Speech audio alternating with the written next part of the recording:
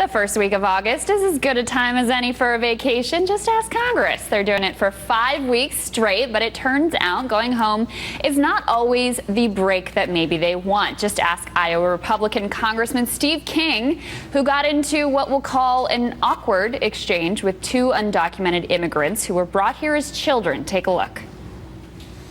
Please. You're very good. Stop a minute. You're very good at English. You know what I'm saying. I was raised in the United States. Right, so you can understand the English language. So don't act like you don't. You know. I'm not acting like I don't. No, you are, because you're saying something that's not true.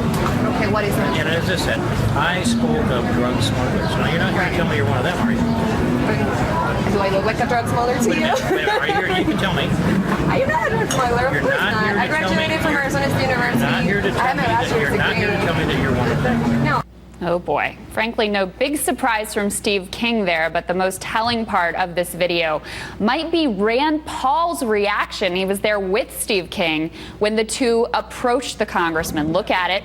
Paul got the heck out of there. He was probably predicting exactly what was about to come from his colleague, Congressman Steve King. With more on that and all things politics, let's bring in Democratic strategist Erikka Knuti, who is now the senior director at Purple Strategies, and also Manu, Raju, senior congressional reporter for Politico. Erikka, I got to start with that video.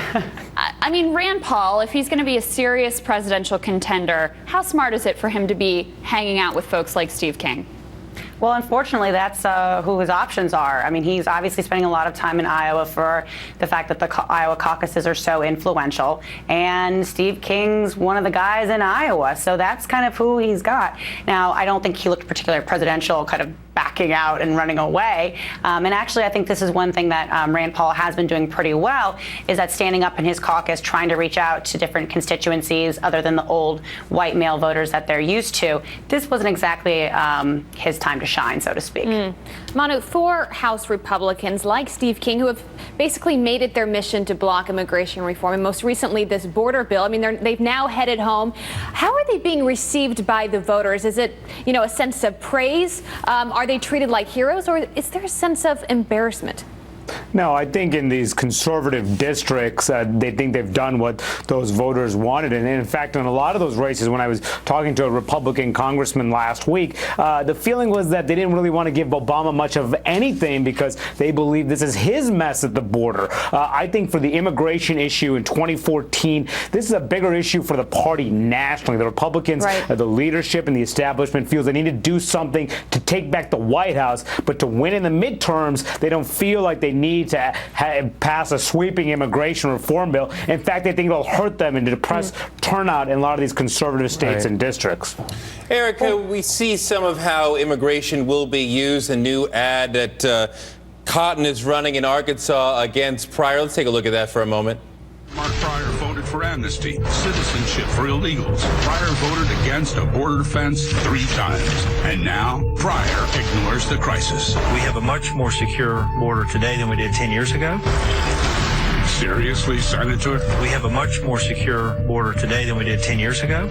It's time to retire Pryor. I mean, here's the bizarro world of campaign politics in a nutshell, because he's absolutely right. We used to catch about 1.5 million people crossing the border every year. Now we catch about 300,000. The border is a lot more secure than it used to be. We have quintupled the number of border security folks that we have down there.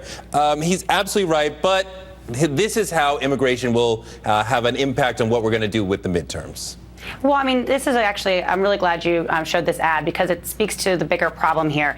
The reason why immigration reform is having such a hard time passing is because of redistricting, particularly in the House, and where the concentration of Hispanic voters are. In 8 of the 9 competitive states this year, 8 of the 9, so basically only Colorado stands out. The Hispanic population and the voting percentage is something like 5% or less. So there really aren't a lot of these folks with skin in the game here that have Hispanic constituents, that have a population of people that desperately need immigration reform. They don't really exist in this cycle. In the House, only half of all Hispanic voters are in only 65 districts. That's 65 out of 435. So you can see that the concentration doesn't give a lot of these Republican members districts where immigration is something that they have to be held accountable for. So that's where you get these ads like from Tom Cotton that can go out and kind of make these wild claims, stoke fears about border safety and security.